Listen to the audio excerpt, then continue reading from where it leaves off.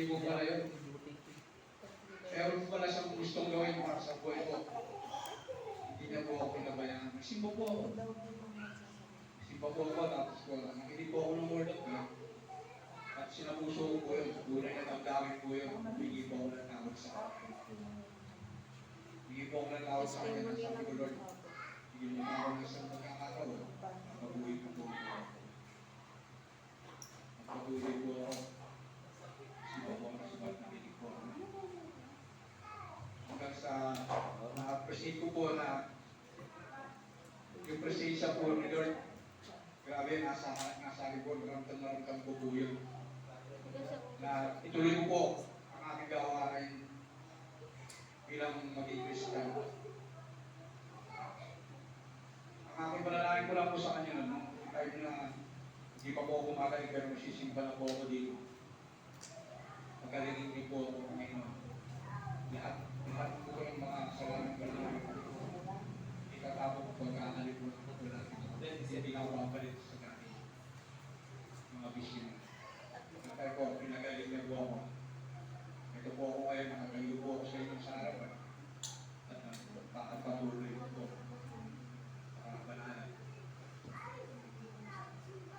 Marami po akong hindi po nagawa sa pamilya ko, hindi po ako nakabawi sa akin. Pero sa ngayon po, nakakabawi na po ako sa inyo sa kanya. Nakikinig po ako sa kay Lord na magpapatuloy po ako sa nasimula ko na at hindi po tatayin ko kailan. Anumang panahon, anumang sitwasyon po yan, patuloy po sa kanya.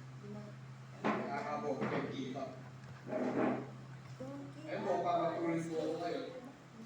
Kailan po na yun na po ang aking pinangako sa kanya.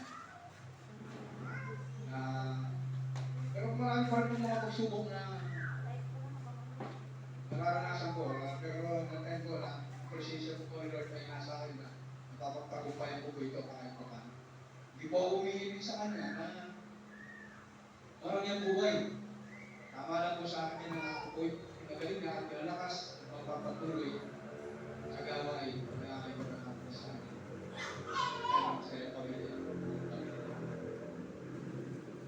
Yun po, sa atin po, kung mga daily needs ko, sigurado po may mga nakarasyo po sa inyo na ganyan na kailangan po na natin magsisi. Tuloy lang po natin yan. Magpunta kayo susuko. Ay, hindi po tayo ng Lord. Mahal po tayo ng Lord. Lahat ng pagkakataon, ibibigay na po sa atin. Dahil mahal tayo. Magpapatuloy po tayo sa buhay natin. Huwag po tayo susuko.